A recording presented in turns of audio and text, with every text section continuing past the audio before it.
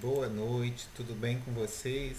Saudações segundas-feirenses, né? Pós, Pós-Páscoa, né? Ganharam muito chocolate, comeram muitos ovos de Páscoa, né?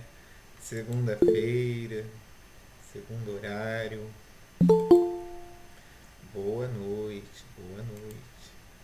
Dieta, ai, mas um diazinho não tem problema, né? Eu também saí da minha dieta ontem de açúcar, né? De chocolate, não tem como. Não tem como. Não tem como.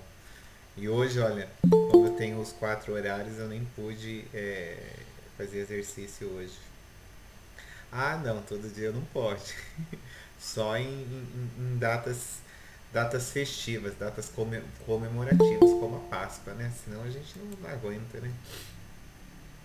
Então, é,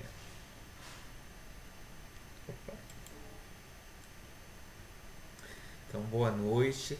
Aula 6, eu já postei ela no sistema. Ela não é uma aula de conteúdo muito extenso, mas ela tem algumas coisas aqui, alguns conceitos dos quais eu não abro mão de estarmos conversando, porque ainda que pareçam elementares, mas esses conceitos vão introduzir temas futuros, né? Porque já já nós vamos estar tratando dos benefícios propriamente dito, e é muito importante quando a gente formos tratar dos benefícios, né? Aposentadoria programada, auxílio doença, pensão, é muito importante a gente entender, né, quanto foi, por que é aquele valor e outras coisas.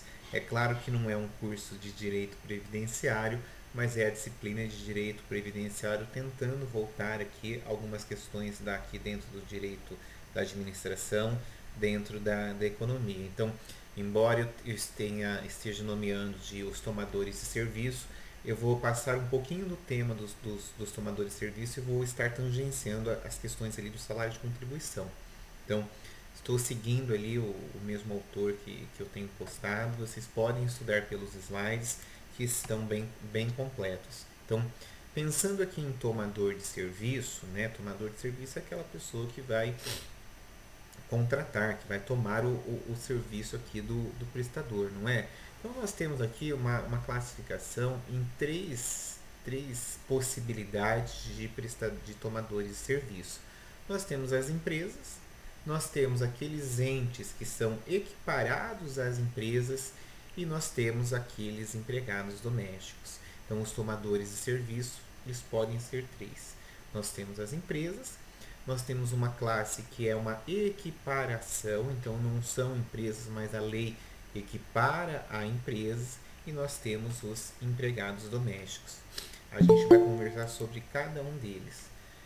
Os tomadores de serviços contribuem para o RGPS, gente, é Regime Geral da Previdência Social. Nós estamos falando ainda do regime geral, com valores muito superiores ao que os segurados pagam. Por quê? Porque, sem sombra de dúvidas, os tomadores são aqueles que são os maiores mantenedores da Previdência Social. Quando eu estou falando de Previdência Social, estou pensando em regime geral. Além de pagar mais, porque nós que somos os beneficiários, nós temos, depois a gente vai ver, nós temos valores mínimos de contribuição e nós temos teto também de contribuição. Já os tomadores de serviço não, eles vão ter que recolher, vão ter que estar pagando ali sobre o valor total da prestação de serviço. Então, além de pagar mais, os tomadores de serviço eles não usufruem de nenhum benefício previdenciário. Por quê? Porque não são eles que são os segurados, eles são quem toma o serviço do segurado. Então, até aqui tudo muito simples, tudo muito fácil. Das empresas, né, que era a letra A lá dos tomadores de serviço, quem são essas empresas? Então, ali eu venho colocando para vocês, ó, o empresário individual ou a sociedade. Aí você vai dizer, mas professor, eu ainda nem sei quem é o empresário individual e quem é a sociedade. Então eu vou explicar rapidinho, porque esses aí são conceitos lá do direito empresarial. O empresário individual é quando você exerce aqui quando ele está colocado aqui, está colocado no sentido de exercício individual da atividade empresarial. Então, quando você está exercendo uma atividade empresarial que é só você, pode ser na modalidade empresário individual, pode ser na modalidade MEI, ou pode ser na modalidade EIRELI. E aqui o autor vem dizendo, o empresário individual, ou se você quiser arriscar e colocar aí o exercício individual da atividade empresarial ou a sociedade. O que é a sociedade? Quando duas ou mais pessoas se reúnem ali para exercer atividades empresariais. Assume o risco da atividade econômica, e veja que eu coloquei em vermelho, urbana ou rural. Então, tanto faz se essas atividades serão exercidas na cidade ou serão exercidas no campo, né? Com fins lucrativos, então isso aqui as pessoas caem muito nessa pegadinha. Evidentemente que a gente está pensando em atividades com fins lucrativos, mas olha lá o que eu anotei. Ou não, né? Quando a gente está pensando lá em empregado doméstico, às vezes não tem fins lucrativos, né? Não tem esse exemplo aqui na cabeça, mas a gente pode ter outro tipo ali de empresa que também não é empresa que possui fins lucrativos, né?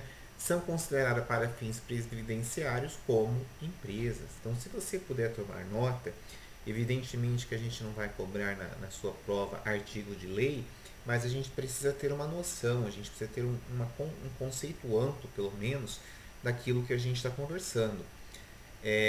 Então, se você puder tomar nota que as empresas, né, quando eu estou falando de empresa, eu estou pensando tanto no exercício individual quanto na sociedade. Quando elas prestam, quando elas tomam serviço, seja no âmbito urbano ou no âmbito rural, seja com fins lucrativos ou sem fins lucrativos, todos esses, para a questão aqui da previdência social, para a questão previdenciária, nós vamos chamá-los de empresa. Se você me perguntar qual é o fundamento legal, quiser anotar, é o artigo 15, inciso 1, da lei que a gente chama Lei de Custeio da Previdência Social, que é a 8.202 de 91. E eu acho que eu fiz a transcrição, deixa eu ver uma coisa, ó, fiz a transcrição desse artigo aqui para vocês não precisarem ficar procurando. Então vamos fazer uma leitura desse artigo, porque a gente vai usar agora na conceituação da letra A o inciso 1, mas depois a gente vai usar o inciso 2, então já vou deixar o artigo lido. Ó. Considera-se, inciso 1, empresa, daí ele coloca lá, ó, firma individual ou sociedade que assume o risco da atividade econômica urbana ou rural, com fins lucrativos ou não, bem como os órgãos e entidades da administração pública direta, indireta e fundacional. Então aqui ele está trazendo, está equiparando as empresas para fins previdenciários de órgãos do governo. Então depois a gente vai ver isso aí. Inciso 2, e que considera-se, né, o empregador doméstico, a pessoa ou família que admite a seu serviço sem finalidade lucrativa o empregado doméstico. Então, no caso do empregador doméstico, é bem importante você fazer aí a anotação de que nesse caso não pode ter fins lucrativos. Então, eu acho que a gente, se você se lembrar, a gente conversou em uma das aulas aí para trás, que no caso do empregador doméstico, é quando você contrata, por exemplo, a empregada lá para fazer a empregada doméstica na sua casa. Então, você vai dizer, mas a minha casa então não tem fins lucrativos. Não, claro que não tem. Agora, se você contratar a empregada doméstica para ela te ajudar a, por exemplo, fazer salgadinho para vender, aí você perde esse critério de empregador doméstico para se tornar um empregador empresário, né? Então, é nesse sentido, da mesma forma quando você utiliza, por exemplo, uma família que tenha motorista particular, né? O motorista particular é entendido, é considerado aqui para fins previdenciários como empregado doméstico. Agora, se ele te presta um serviço como Uber ali no sentido, no horário de expediente, aí nós estaríamos diante de uma outra relação que não é essa relação de empregado doméstico. Mas, regra geral, é isso que a gente está querendo dizer. Até aqui não há problema. Então, quando eu coloco um fique sabendo, é alguma curiosidade, alguma coisa que é importante a gente anotar. Ó. Então, nesse fique sabendo, eu estou destacando aqui para vocês.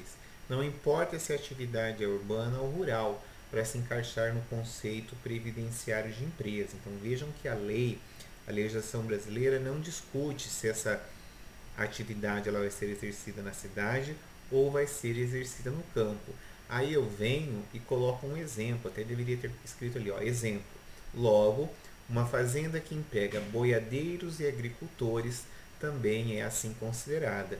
Então, quando você pega uma propriedade agrícola que fornece, né, então ela é tomadora de serviço, ela contrata boiadeiros e agricultores para trabalhar lá nas suas terras para fins previdenciários. Essa propriedade agrícola também ela é considerada como uma empresa.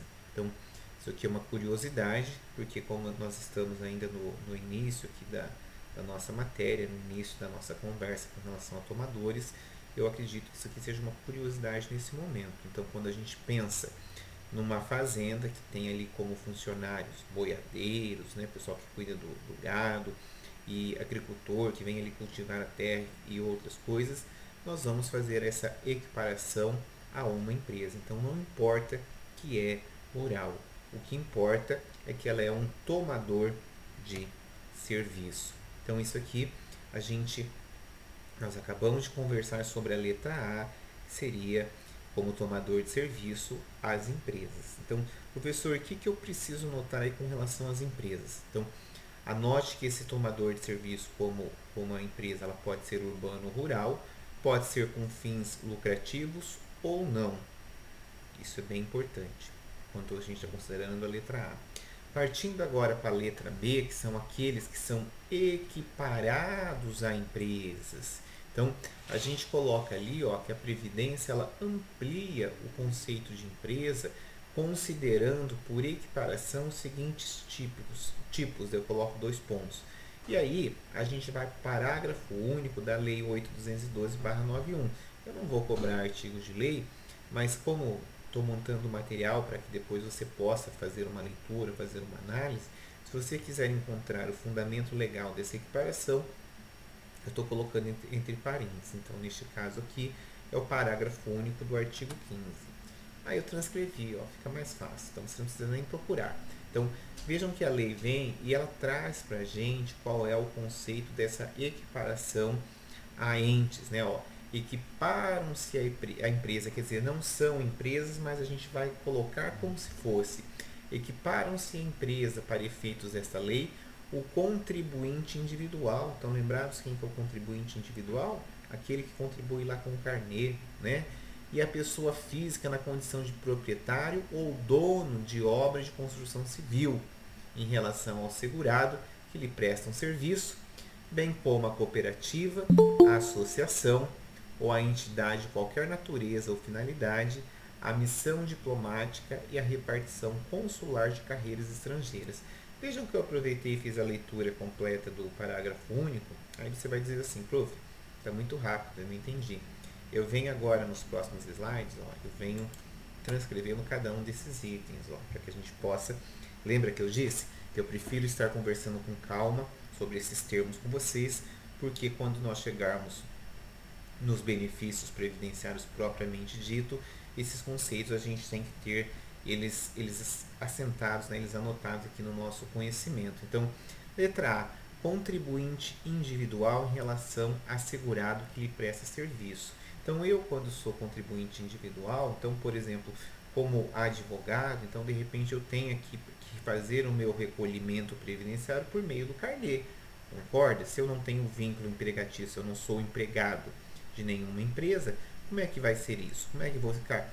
Vou ficar descoberto da Previdência Social? Eu não vou ter cobertura? Então não é isso. Então aqui eu venho e coloco um exemplo que não foi do advogado, mas eu poderia usar o exemplo do advogado. Aqui eu trago o exemplo do dentista.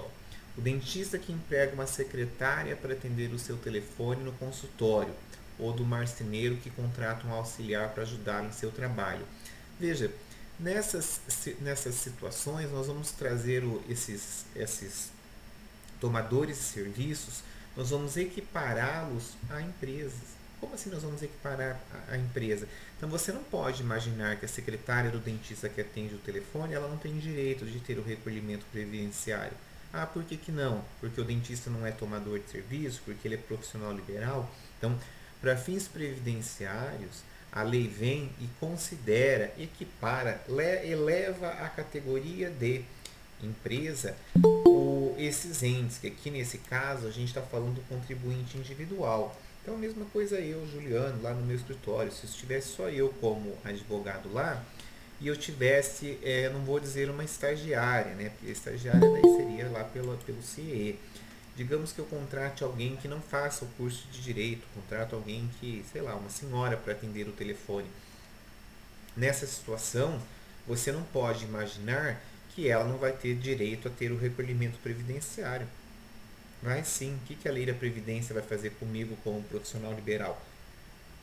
Vai equiparar a empresa e com isso eu vou conseguir fazer ali o recolhimento previdenciário dessa minha é, prestadora de serviço como tomador de serviço. Então é nesse sentido que a letra A nós estamos falando do contribuinte individual com relação a um segurado que lhe presta serviço. Então neste caso nós vamos equiparar a empresa o contribuinte individual. A gente vai trazer o mesmo tratamento. Fechando ali o raciocínio do dentista e do marceneiro, vejam que eu faço questão de escrever para vocês, pensando que depois, mais para frente, antes da nossa prova, você vai fazer a leitura desses slides. Não precisa imprimir, por favor, mas você pode ler aí no online que vai estar lá no Moodle. Os dois são considerados empresas para fins previdenciários, devendo fazer a contribuição como tal, passando a ter todas as obrigações correspondentes, inclusive no direito no que diz respeito às contribuições. Então, tanto o dentista, o marceneiro, ali, o advogado também que emprega a senhora para atender o telefone, ele vai ser equiparado à empresa e vai ter todas as responsabilidades previdenciárias com relação a esses funcionários, esses prestadores de serviço. Então, nós estamos colocando aqui o contribuinte individual como tomador de serviço. É isso que o parágrafo único faz lá no seu comecinho. Letra B, também está lá no parágrafo único. A cooperativa, a associação ou qualquer entidade, inclusive os consulados. Olha que interessante que a lei previdenciária vem e traz alguma subclasse aqui de equiparação de entes dentro do direito, né? Ó, a legislação previdenciária procura fazer o quê? Estender o máximo possível o conceito de empresa, porque na verdade a empresa, quando a gente está fazendo análise aqui do direito previdenciário, é ela que faz a maior parte do custeio, a maior parte da contribuição para o regime geral da Previdência Social. Então a lei vem e tenta ampliar ao máximo possível esse conceito de empresa para possibilitar o maior número de pessoas, né, de entidades que venham aqui a serem obrigadas a fazerem o recolhimento para a Previdência Social. Então veja que ali na letra B a gente está colocando as cooperativas, a gente está colocando a associação de qualquer entidade ou qualquer entidade. Então quando você pensa em associação, então eu sou advogado, por exemplo, de uma associação de donos de caminhões. Ah, mas lá tem funcionários? Tem. Então, para fins previdenciários, aquelas pessoas que prestam serviços à associação, né, a associação é equiparada a uma empresa e tem que fazer ali todos os recolhimentos previdenciários competentes. Você vai dizer, mas ali o que vige é o direito do trabalho. Sim, se for empregado, sim. Mas se for apenas um prestador de serviço, a gente vai equiparar a associação a uma empresa. É bem tranquilo. Ó. Eu anoto ali no parágrafo 2º que, nesse sentido, são equiparadas as empresas, dentre outras entidades, as cooperativas. Olha ali que eu achei bem interessante, que essa eu também não sabia. O bloco de carnaval, né? Porque aqui em Maringá, pelo menos, a gente não tem uma movimentação no carnaval como tem lá no Rio de Janeiro. Agora, você imagina aquele monte de escolas de samba, quer dizer, não tem que ter direito previdenciário que empresta um serviço para elas? Tem sim, então os blocos de carnaval também são equiparados a empresas. Os sindicatos, a associação beneficente, né? Então, quando você pensa lá no, como é que chama aquela asilo, tem alguns asilos, algumas associações aí que são de benefício para assistencial, né? Também quem presta um serviço a elas também possui um direito previdenciário, também terá que ser feito o recolhimento. E os consulados, que eu imagino que em outrora não fizesse parte, por isso que é tão importante. Então, aqui a gente falou mais um pedacinho lá do parágrafo único do artigo 15 da 8.202 de 91. Vamos para a letra C. Você vai dizer, nossa, prof, mas isso é muita coisa. Calma, isso aqui é só para a gente entender essa questão dos tomadores de serviço e por que essas pessoas, né, os que têm o serviço ali sendo requisitado, por que elas têm direito a ter o recebimento, para ter o recolhimento previdenciário. Então, por isso que é importante a gente estar conversando sobre esses itens hoje. Então, letra C, o operador portuário e o órgão gestor da mão de obra. Aqui nós não estamos numa região portuária, mas a gente tem ali o Porto de Paranaguá, o Porto de Itajaí, o Porto de Santos, né? São regiões em que nós temos esse tipo de atividade que esse slide está mostrando. Então, o órgão gestão de mão de obra intermedia a prestação de serviço do trabalhador avulso para as empresas e o operador portuário e o administrador do porto.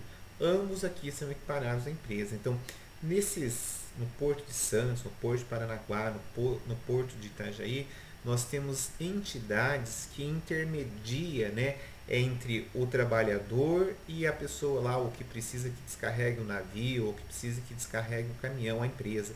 Então nós temos esse órgão no meio. Para fins previdenciários, nós vamos considerar, ambos aqui, seja o que está intermediando, ou seja lá a empresa no final, não importa. Nós vamos equipará-los aqui a tomadores de serviço e terão todas as obrigações previdenciárias referentes aqui ao que dizer, ao que tangenciar essa prestação de serviço. Então, nesse sentido, o parágrafo único veio e trouxe aqui uma obrigação nesses casos que a gente tem intermediador de contratação de mão de obra. Terá responsabilidade previdenciária porque nós vamos equipará-los à empresa. Letra D. O proprietário ou dono de obra de construção civil quando a pessoa física em relação ao segurado que lhe presta serviço. Aqui nessa situação ela é muito comum. Então nós estamos fazendo a equiparação do dono da obra. Então, por exemplo, eu fiz uma reforma aqui no apartamento que eu moro, né? Então, veja o que está falando a letra D. O proprietário ou dono da obra de construção civil, quando a pessoa física em relação ao segurado que lhe presta o serviço. Então, eu sou pessoa física, fiz a contratação lá dos pedreiros, lá dos ajudantes, quer dizer, na verdade eu contratei né, que era o dono lá o mestre de obra, e ele tinha lá a equipe dele. Mas para fins previdenciários, olha o que a lei está falando para mim. Se uma pessoa contrata trabalhadores para executar uma obra, seja para uso próprio ou para comercialização, no meu caso era para uso próprio, contribuirá para o regime geral da Previdência Social como se fosse uma empresa. Então, nesse sentido, o que eu deveria ter feito ali com as pessoas ali, os que estavam prestando serviço aqui dentro da minha obra? Eu teria que ter feito o recolhimento previdenciário para eles. Por quê? Porque eu estou sendo equiparado à empresa. Mas isso aí não é relação de vínculo trabalhista? Não necessariamente. Se tiver vínculo trabalhista, não tem discussão. Você vai lá e vai ter todos os direitos da CLT. Nós estamos mostrando aqui situações em que nós estamos equiparando a empresas outro tipo de pessoas. Ali a gente colocou o intermediador do porto. Agora está aparecendo o proprietário ou dono aqui da questão da obra, da construção civil. E se eu não me engano tem uma exceção aqui, isso mesmo, coloquei um fique sabendo, no meu caso a reforma era um pouco maior, né, porque eu reformei o apartamento todo, então demorou alguns meses, então aqui não teria discussão. Mas olha o que a lei faz. A reforma de pequeno valor, né, porque às vezes você faz uma pequena reforma, às vezes você troca ali um piso de um banheiro, né, troca os azulejos. Então vamos ver o que a lei fala com relação a uma reforma. A reforma de pequeno valor, assim entendida, aquela de responsabilidade de pessoa jurídica que possui escrituração contábil regular, em que não há alteração da área construída. Então eu não vou construir mais coisas, só vou fazer uma pequena reforma, vou trocar azulejo, entendeu? Cujo valor estimado total, incluindo material e mão de obra, não ultrapasse o valor de 20 vezes o limite máximo do salário de contribuição vigente na data do início da obra, fica dispensado de matrícula. Então, nesse caso em que a reforma não for uma ampliação e não ultrapassar 20 vezes o limite máximo do salário de contribuição, hoje o salário de contribuição máximo é de 6 mil, então 20 vezes 6 vai dar 120 mil, então se a reforma não ultrapassar 120 mil, você vai dizer, nossa, mas é um valor expressivo. Depende, gente. Depende do que você vai fazer. Né? Para quem aí já mexeu com construção, ainda mais nesses tempos de pandemia, né? O valor das coisas estão muito elevado. Então, dependendo do que você for fazer, 120 mil realmente não é.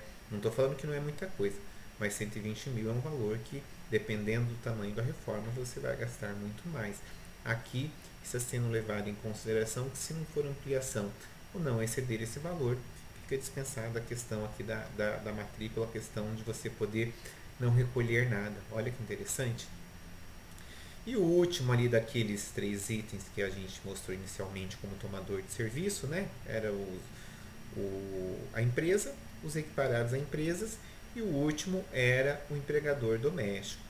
Aqui na questão do empregador doméstico, eu já até falei um pouquinho, ó. É a pessoa ou família que contrata empregado doméstico para trabalhar em sua residência.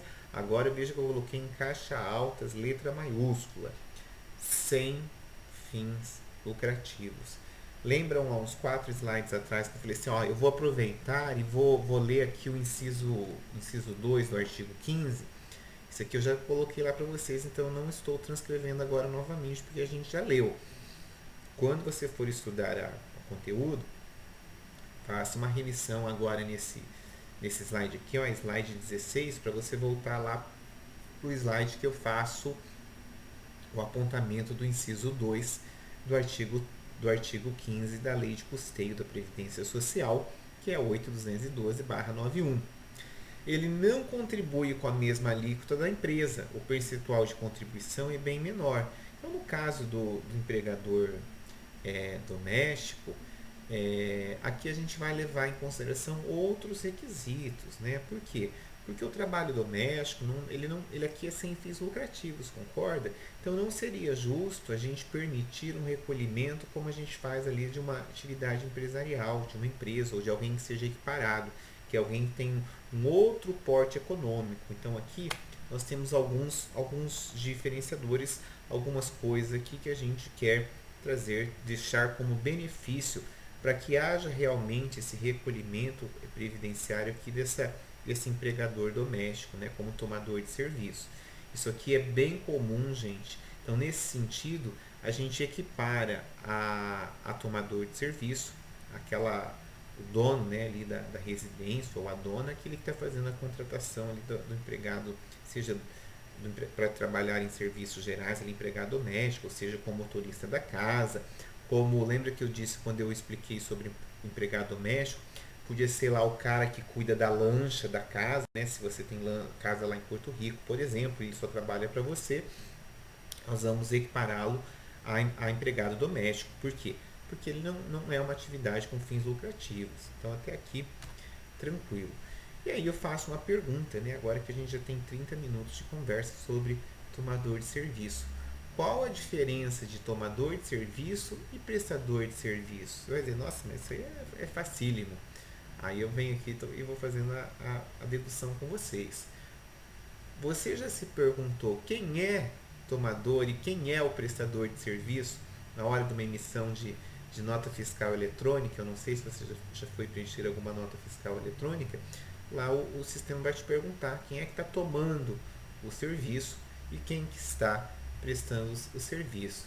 É comum uma dúvida dessa quando a gente tem ali empreendedores digitais, principalmente daqueles que estão começando a gerar vendas. As pessoas que já trabalham aí no financeiro, tenho certeza que não tem nenhuma dúvida sobre quem é o tomador e quem é o prestador de serviço. Mas quem está começando aí na emissão de notas fiscais, a gente fica... Eu, como não faço muita nota fiscal, toda vez que eu vejo esse termo, tem que... Opa, eu sou prestador de serviço, né? Não sou tomador. E sempre fundamental contar com o apoio do contador. Claro que todas as vezes que eu vou emitir uma nota fiscal, eu acabo mandando um WhatsApp lá para minha contadora para ela me ajudar. Eu acredito, Samantha, porque eu também, eu fico... São termos que, eu não sei por que são termos que, pelo menos para mim, eu acho que são termos que me dão um bug, né? Então, é importante a gente conhecer alguns desses termos fiscais que podem aparecer no nosso dia a dia. Para quem trabalha em financeiro, tenho certeza absoluta que isso aí é feijão com arroz. Mas para nós que de repente não somos aí do financeiro, esses termos, como diz a Samantha, às vezes pode aí nos dar mesmo a gente conhecendo, pode nos dar um bug aí, né? Bug do sistema. Então, Quem que é o tomador de serviço? Então eu venho e trago aqui a conceituação. Ó. Tomador é aquele que contrata o serviço, ou seja, a quem se destina o que foi adquirido. Esse é o tomador, então é quem está contratando. Quando você deixa seu carro em uma oficina, por exemplo, você se torna o tomador de serviço que será prestado. Então, você pega seu carro e leva lá em uma oficina para fazer um conserto, numa borracharia, por exemplo, você é o tomador. Você está tomando para si, para o seu veículo ali a prestação de serviço daquele profissional. Então, nesses exemplos, você é tomador. Da mesma forma, isso acontece quando você contrata um plano de saúde ou uma consultoria de um advogado. Então, quando você vai lá no meu escritório e me contrata para eu ser o seu advogado, você é um tomador de serviço, porque você está me contratando. Olha que interessante, por isso que às vezes dá bug realmente. Quem é o prestador de serviço? Então, o tomador é aquele que toma aquele serviço, é aquele que está se valendo daquela prestação. Isso aí é facinho, a gente não confunde. O prestador de serviço é quem oferece algum tipo de serviço de forma comercial a uma pessoa jurídica, né, um CNPJ, ou a uma pessoa física. A oficina, o advogado, o plano de saúde são prestadores de serviço. Então vejam que você, quando está contratando, quando está levando o seu carro ali para consertar em uma oficina, você é tomador de serviço.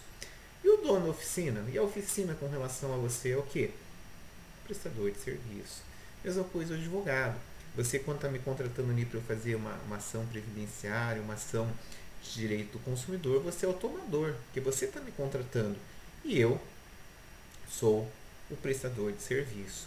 A questão do plano de saúde é a mesma coisa, então aqui a gente consegue pegar esses exemplos e fazer vários raciocínios aqui na mesma ordem aqui de tomador e de prestador de serviço. E aí, na verdade, essa aula 6 ela poderia terminar aqui. Só que eu já sabia que se eu parasse a aula só no conceito de tomador de serviço e prestador de serviço, a aula ficaria curta demais para o nosso tempo. Então eu aproveitei e a gente, depois, na hora que eu for fazer a chamada, a gente combina certinho o que a gente vai fazer essa semana, embora eu acho que a gente já vamos voltar a... Precisamos ter umas aulas aí para a gente dar uma andada no conteúdo. Eu já puxei uma partezinha do próximo conteúdo, que é a questão da base de contribuição previdenciária. Então, para eu começar essa discussão, que eu não vou terminar ela hoje, mas só vou introduzir o tema, sobre que base incide a contribuição previdenciária, né? Então eu falei do tomador, falei do prestador de serviço. Então agora a gente vai conversar um pouquinho sobre essa questão de base de incidência de valores previdenciários. Então, ó, as contribuições para os trabalhadores do regime geral da Previdência Social incidem sobre uma base denominada salário de contribuição. Então, nós que somos trabalhadores da Previdência Social, como é que vai ser cobrado de nós aqui? Como é que a Previdência cobra o valor aqui do nosso recolhimento? Ela leva em consideração uma coisa chamada salário de contribuição. E daí eu coloco ali no segundo parágrafo, eu gostaria muito que você anotasse, que daí já anote da forma correta. O salário de contribuição também é utilizado na maioria dos casos para encontrar o que? O valor do benefício. Então, uma aposentadoria programada, né, que depois da reforma da emenda constitucional 103 de 2019, o que ocorre? Não se chama mais aposentadoria por tempo de contribuição, e sim aposentadoria programada. Quando você vai pedir um benefício como esse, o INSS, né, através do regime geral da Previdência, vai fazer uma conta para saber qual vai ser a sua renda inicial, aquilo que eles chamam de RMI. Quanto vai ser o seu valor do benefício? Como é que eles fazem para calcular isso? Eles levam em consideração o seu salário de contribuição. Calma que no momento oportuno, que não é hoje são apenas questões introdutórias, nós vamos estar analisando de que forma que a emenda constitucional, ou seja, a reforma da Previdência, de que forma que o INSS calcula essa renda mensal inicial, como é que a gente vai analisar nesse sentido.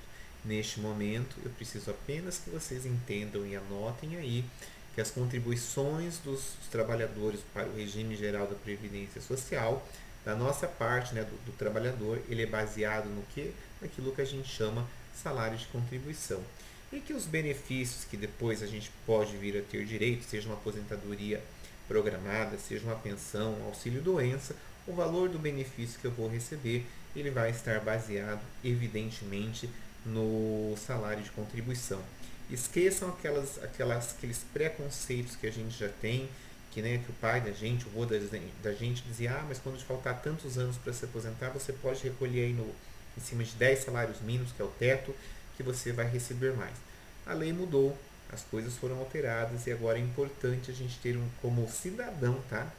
E não é nem como advogado ou qualquer coisa nesse sentido, como cidadão, é importante a gente ter aqui o mínimo do conceito atual da Previdência, do regime geral da Previdência Social, porque é o regime que a maioria de nós, os de nossos parentes, vai estar vinculados e é bem importante a gente entender como é que a coisa está funcionando, porque a gente pode ajudar muitas pessoas a terem um benefício, ou se aposentarem, ou ficarem aí de uma maneira melhor do que sem a informação.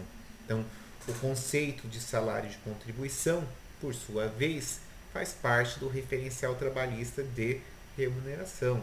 Então, lá no direito do trabalho, é feita uma conceituação do que é considerado remuneração do trabalhador. Então, o conceito de salário de contribuição ele está diretamente ligado ali ao que a gente chama de remuneração, que pode ser definido como todo ganho decorrente do trabalho, englobando salário, que isso aí a gente não tem dúvida, gorjetas e complementos salariais. Então, para fins de remuneração, nós levamos em consideração o salário, nós levamos em consideração gorjetas ou até complementos salariais. E aí agora eu tento trazer aqui algumas explicações para você. Ó. O salário é a parte que a pessoa paga direto, né, que é pago diretamente pelo patrão ao trabalhador como forma de retribuição ao seu serviço. Então isso é salário. Então o valor lá que a UniFCV debita na minha conta no quinto dia útil é meu salário, né? É o quanto ele me paga de forma direta para eu estar prestando o meu serviço aqui como professor. Não é necessariamente oferecido em dinheiro, podendo ser pago também em utilidades. Como assim, prof? Então ali eu coloquei, ó, como exemplo, dependendo do tipo de atividade que você exerce, o vestuário, alimentação e outros benefícios em decorrência da própria atividade pode ser oferecida pelo empregador e a gente vai entender que isso aqui é salário. Então não são em todas as circunstâncias em que a alimentação, ou que o vestuário, ou que até outros benefícios, a gente vai entender que isso aqui faz parte do salário.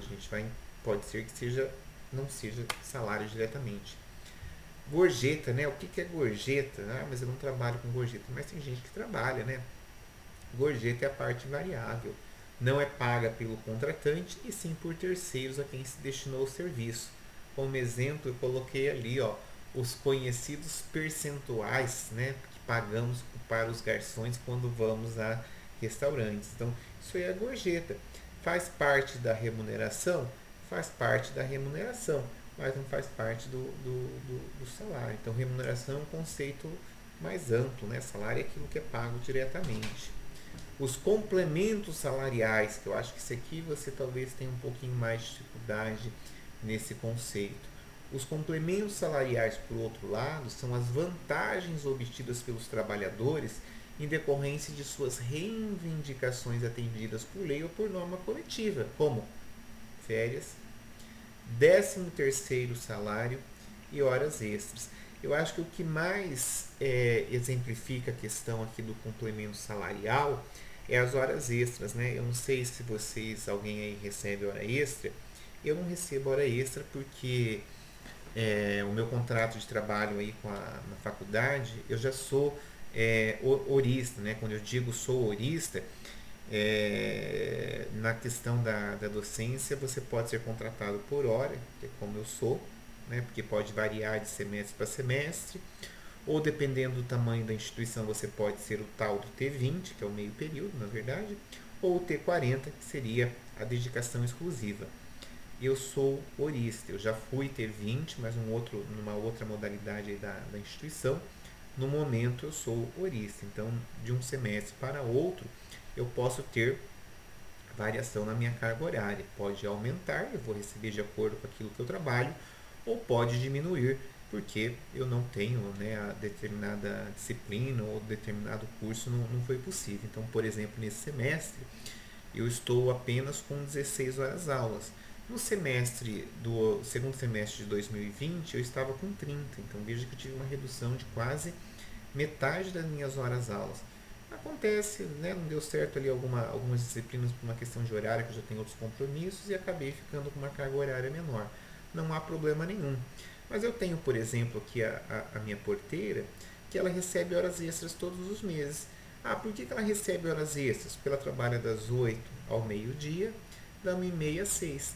Se você fizer essa continha aí dos 5 dias da semana e mais o sábado das 8 ao meio-dia, você vai ver que vai exceder as 44 horas semanais. Então, as horas que excedem, né, a 44ª da semana, né, da jornada de trabalho semanal, ela tem que ser paga como hora extra, de acordo ali com a convenção coletiva, de acordo com o percentual ali. Então, na verdade, quando tem feriado, por exemplo, diminui as horas extras, ela chama Maria, tá? Diminui as horas extras da Maria. E toda vez que ela recebe, né, que eu faço o pagamento, ela fala assim pra mim: ué, doutor, mas por que tá pagando menos esse mês? Eu nem olho, mas eu já sei a resposta. Eu falo pra ela: confere aí as horas extras, que com certeza tivemos feriado e você trabalhou menos, né? Não é que desconta o dia, mas naquele dia não teve hora extra. Então, como não teve hora extra, acaba diminuindo o saldo total. Então, isso é bem importante. Então, quando cai um feriado, sei lá, de 2 dias, por exemplo, diminui de forma considerável. Ou um mês com 2 feriados ou 3 feriados, né? Pode acontecer. Então, isso vai diminuindo as horas extras dela. Então, nesse sentido de horas extras, a gente considera que isso são complementos salariais. As parcelas indenizatórias. O que é parcelas indenizatórias, prof? São excluídas da remuneração por não serem pagas como fruto do trabalho. São espécies de reparações por ações que tenham gerado algum prejuízo ao trabalhador. Prof, eu não entendi o que é uma verba indenizatória. Então, eu coloquei ali um exemplo para você. Ó. O acréscimo de 40% do FGTS no caso de demissão involuntária. Então, o empregador, quando vai mandar o empregado embora, né, se não é por justa causa, né, então ou a pedido, então eu estou indenizando, eu estou levando uma penalização por estar rescindindo o seu contrato de trabalho sem ser a seu pedido, né, como a gente chama pedido de dispensa, ou sem ser por justa causa, por aqueles motivos que a lei me permite eu estar te dispensando por um justo motivo. Então, neste caso, o empregador indeniza o empregado por ter sido despedido sem justo motivo. E nesse sentido, aí a gente não vai fazer o recolhimento previdenciário em cima dos 40%. Ah, por que não? Porque não é verba destinada ao INSS, né? Eu estou indenizando pelo fato de estar te mandando embora sem justo motivo ou sem ter sido a pedido. Isso aqui é um bom exemplo. Se você puder fazer essa anotação, acho que fica mais fácil depois para você se lembrar. Os valores ressarcitórios. O que são valores ressarcitórios? Então, veja ali que eu fiz a explicação completa. Os valores ressarcitórios não fazem parte da remuneração. São reembolsos de pagamentos em que o funcionário antecipou para executar alguma atividade de interesse do patrão. Eu já vou falar ali do exemplo, mas, por exemplo, quando eu trabalhei lá no jurídico, lá, que eu fiquei até 2012, eu viajava. Quando eu digo viajava, eu ia com o meu carro, eu dormia em hotel, eu almoçava, eu jantava, eu tomava café. O que eram esses itens? Eu tinha reembolso, eu recebia de volta. Como assim eu recebia de volta? Eu apresentava a nota do combustível, eu apresentava a nota do hotel, a nota da refeição, a nota do café, e a empresa que eu trabalhava, né, ela me devolvia, ela me ressarcia, né, todos os valores que eu gastava, inclusive pagava o quilômetro rodado do veículo, porque era o desgaste, né, porque, né, tinha desgaste de pneu, desgaste do carro, né, podia acontecer alguma coisa, então eu tinha seguro, então todas essas questões, elas também não vão incidir a questão ao recolhimento previdenciário, porque nós estamos falando de valor de ressarcimento. Então, pode ver que aqui no exemplo eu coloco assim para vocês, ó, quando um representante de vendas pago o almoço de clientes para a empresa que ela trabalha em busca do fechamento de um negócio. Então o que ele está fazendo? Ele está antecipando uma despesa da empresa para depois ter o ressarcimento. O meu caso ali de que eu viajei bastante, gente, eu viajei de 2005 a 2012, olha, foram 7 anos, 2004, 8 anos viajando. Nossa, tinha semana de viajar a semana inteira, todo dia, entendeu? Então, assim, eu me lembro que naquela época, o valor que eu recebia, que eu tinha o ressarcimento de despesas, tinha mês, aliás, a maioria dos meses, o valor que eu recebia de despesa era maior do que o valor do meu salário. Entendeu? Para mim era bem bom. Ah, por que era bom? Porque eu pagava todas as minhas contas, as minhas despesas com a questão do ressarcimento ali de viagens, né? Porque eu ganhava quilômetro rodado. E meu salário, né, e mais os honorários, que na época eu tinha salário e honorários, ficavam inteiros, né? Então eu podia ali guardar, podia investir de uma forma interessante, porque eu tinha essa outra fonte de renda, na verdade, que era o ressarcimento ali das despesas de viagem. Em cima dessas despesas não incide verba previdenciária, não vou ter que pagar nada. No entanto, que eu entrei com a ação trabalhista, né, que isso fez parte da minha engenharia, lá do meu pedido de desligamento, e todos esses valores de viagem que eram consideráveis, a gente nem se atreveu a discutir isso como salário ou não salário, porque não tinha como, né? Isso aí não faz parte da remuneração, então isso aí não tem incidência de verba para o INSS. Isso aí é apenas realmente nós estamos devolvendo para você aquilo que você gastou. Isso aqui é tranquilo, não tem nenhuma dúvida. Já avançando um pouquinho mais, ó, salário de contribuição. O que é salário de contribuição? Então, partindo lá do conceito de remuneração, já podemos entender o que seria a questão do salário de contribuição. A gente pode definir salário de contribuição de acordo com a categoria aqui dos, dos empregados. Então veja ali o que eu fiz. Ó. De um lado eu coloquei a categoria e do outro eu coloquei como é que vai funcionar o salário de contribuição. Então partindo ali do primeiro item, ó, empregado e trabalhador avulso. Como é que eu vou calcular, que eu vou levar em consideração para ser o salário de contribuição? A remuneração de uma ou mais empresas durante o mês, destinada a retribuir o trabalho, qualquer que seja a sua forma, inclusive gorjetas. Então, quando a gente está pensando no empregado e no trabalhador avulso é aquele que presta serviço ali por um determinado período, né, a uma empresa, a um tomador, como o caso lá do porto, né? Então, o empregado não tem discussão, CLT. Então, como é que eu vou calcular o salário de contribuição? Vou pegar o valor que você ganhou durante o mês, de uma ou de mais. Se você presta, no caso ali do trabalhador avulso, né, que você presta serviço para uma empresa em cada determinado momento, por exemplo, eu vou somar aqui os valores que você ganhou dentro do mês. Em cima disso, que eu vou fazer o seu salário, sua base de contribuição, seu salário de contribuição. Prof, eu quero o fundamento legal para depois eu ler. Então anote aí, ó, artigo 28, inciso 1 da Lei de Custeio. Ah, qual que é a Lei de Custeio? A 8.212/91. Então, o empregado e o trabalhador avulso, a gente vai levar em consideração aquilo que ele ganhou dentro de um mês para ser considerado salário de contribuição. O empregado doméstico, né, aquele que trabalha lá na casa de família, né, a remuneração registrada na carteira de trabalho. Então, nós vamos levar em consideração, para fins de salário de contribuição, quanto é que você está registrado. Ah, eu estou registrado com um salário mínimo. Então, a gente vai levar em consideração o salário mínimo. Ah, eu estou registrado com 2 salários mínimos. Nós vamos fazer a base aqui como 2 salários mínimos. Aqui não tem erro. Nós vamos levar em consideração o que está na carteira de trabalho.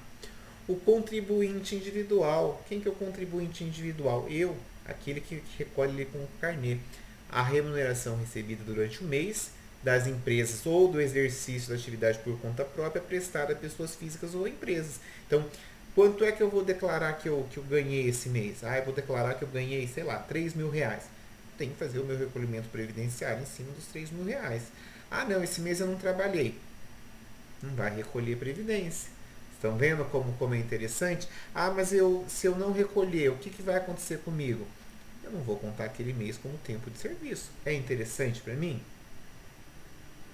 Não é interessante. Então, é por isso que talvez a gente tenha que começar a entender um pouquinho aqui da Previdência no Brasil, para que a gente é, preste atenção, para que a gente faça os recolhimentos, para que a gente faça a orientação, tanto nossa quanto dos nossos familiares, para que a gente não venha no futuro ter problemas, né? Quando eu digo ter problemas, hoje você pode contribuir como MEI, como uma série de coisas ali que você tem alguns benefícios reduzidos, né? Basta ter a informação e conseguir aplicá-la de forma correta. E o último caso aqui que a gente vem falando sobre a questão do salário de contribuição é o segurado facultativo. Você está lembrado quem que é o segurado facultativo?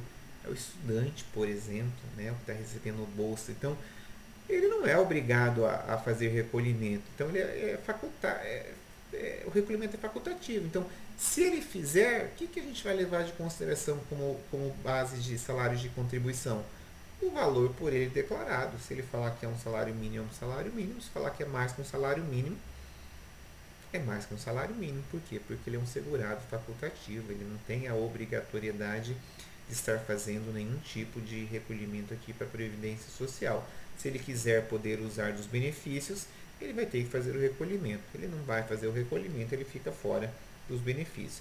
Prof, como é que eu vou levar em consideração o salário de contribuição do segurado facultativo? O valor que ele declarar. Aí penso eu que eu tenho que ter tido, bom, ainda bem. Eu ia falar assim, tem que não é nem esse slide, é o próximo, esse aqui, ó. Exatamente, que é a questão do limite de contribuição. Mas antes de falar desse, eu vou falar desse aqui para não atropelar. Então, atenção. A única categoria de segurado obrigatório que não utiliza o conceito de salário de contribuição, não sei se vocês estão lembrados, é o segurado especial. Aquele que é o pescador, aquele que tem aqueles requisitos especiais que a gente conversou umas 4 aulas para trás, pois ele contribui de maneira diferenciada para o regime geral da Previdência Social. Prof, mas por que ele contribui de forma diferenciada? Justamente porque ele é considerado o segurado especial, né? Ele tem condições ali penso eu, de vulnerabilidade, de hipossuficiência, que realmente o regime geral da Previdência tem que fazer ali uma contribuição, uma cobrança de forma diferenciada. Os demais segurados obrigatórios consideram o salário de contribuição para calcular os seus recolhimentos de benefício. No momento oportuno, quando a gente for trabalhar cada um dos benefícios, a gente vai verificar essa questão do segurado especial. Neste momento, a gente está falando de salário de contribuição. Então, pensando em salário de contribuição, o único que faz recolhimento diferenciado daquilo que ele ganha é o segurado especial. E fechando já aqui a nossa conversa de hoje, né, limites para o salário de contribuição. Então, tem um limite máximo, tem um limite mínimo?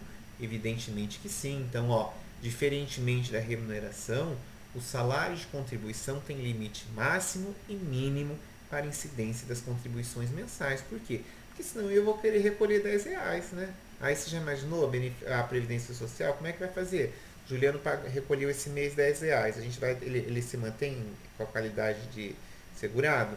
Então, foi-se necessário estabelecer um limite mínimo, né, que menos do que isso não é possível, e um limite máximo. Então, ali, no segundo parágrafo, eu anoto. O limite mínimo, qual é o mínimo que eu posso recolher para a Previdência Social? É o piso salarial, legal ou normativo da categoria profissional. Então, se eu sou advogado, por exemplo, eu não posso ser contratado por um valor menor do que a categoria manda pagar para mim. Mas eu vou te contratar por menos. Depois você vai responder numa ação trabalhista. Ou se não existir, não tem salário de categoria, é livre, né? O sindicato não coloca salário mínimo. Bom, se o sindicato não coloca salário mínimo para a minha profissão, então a gente vai levar em consideração o salário mínimo nacional, concorda? Tomando como seu valor mensal, diário ou para hora. Então a gente vai levar, acho que está quanto o salário mínimo? 1.045, né? Subiu 1.000 e alguma coisa. Esse valor do salário mínimo é o que a gente vai levar como valor mínimo, né? Para a gente incidir aqui a tabela de contribuição e fazer o recolhimento. Tirando aquele caso lá do MEI, que é recolhimento privilegiado. E daí eu coloquei em vermelho, nenhuma contribuição mensal poderá ser paga sobre uma base inferior à mínima. Então eu não posso fazer recolhimento menor do que um salário mínimo. pois não será considerada pela Previdência Social para qualquer finalidade. Então, ainda assim, se eu pegar lá o carnê e fizer um recolhimento em valor menor do que um salário mínimo, não vai contar para fins de previdência social. Eu já vi pessoas tendo que complementar vários meses lá de contribuição porque recolheu errado, né? Então a pessoa tinha opção, ou recolhia a diferença com juros e multa, ou perdia aquele mês de recolhimento. Como a pessoa, no caso que eu estou dizendo, ela queria contar o tempo de serviço para uma aposentadoria, ela acabou pagando com juros e multa. Então, olha como é importante a gente ter um conhecimento mínimo aqui do que a gente precisa. O teto, né, a gente falou do piso, e o teto? O teto do salário de contribuição, atualizado, regra geral, uma vez por ano. Né? O caso os segurados recebam valores superiores, deverão contribuir com uma alíquota incidente sobre o referido teto, nada contribuindo sobre o excedente. Então, digamos que hoje o teto do INSS acho que é 6.100 e alguma coisa. Digamos, eu não tenho, tá? Digamos que eu tivesse um salário aí na FCV, na UniFCV, de 10 mil reais. Então, tá vendo que eu excedo o teto? Então, da minha parte da Previdência Social vai ser recolhido quanto? O valor do teto, que te for pertinente a 6 mil e poucos reais, não havendo cobrança de nenhum valor a maior. Já com relação às empresas, né, ao tomador de serviço, contribui sobre o valor total da remuneração paga sobre seus trabalhadores, sem limite a qualquer teto. Então, no meu exemplo aqui, se eu ganho 10 mil reais, de mim eu só vou pagar o teto, os 6 mil e pouco. O resto eu não pago porque não vai contar para mim. O meu empregador, da parte previdenciária dele, ele faz o recolhimento sobre o teto. Por isso que um dos primeiros slides lá dessa aula, eu disse, estava escrito ali, que as empresas são os maiores mantenedores da Previdência Social. Por quê? Porque elas são obrigadas a fazer um recolhimento em cima do salário total dos seus empregados. Já os seus empregados têm aqui a questão da limitação do teto. E com isso, olha só, estou ficando cirúrgico. Gastamos exatamente 60 minutos para conversarmos sobre esses conteúdos. Então, a parte 50% da aula foi sobre o conceito de tomador e de prestador de serviço. E o segundo 50%, fechando 100%, a gente falou um pouquinho ali sobre salário de contribuição e de que forma funciona esse salário de contribuição de acordo aqui com o tipo de segurado. Na próxima aula eu vou dar com que eu vou chamar de aula, acho que é aula, essa é a aula 6, né? Aula 7. Vamos ter aula na quinta-feira? Eu acho que a gente precisa começar a ter essas aulas. Eu vou parar a gravação para fazer a chamada e a gente combina essa questão da aula. Pera aí.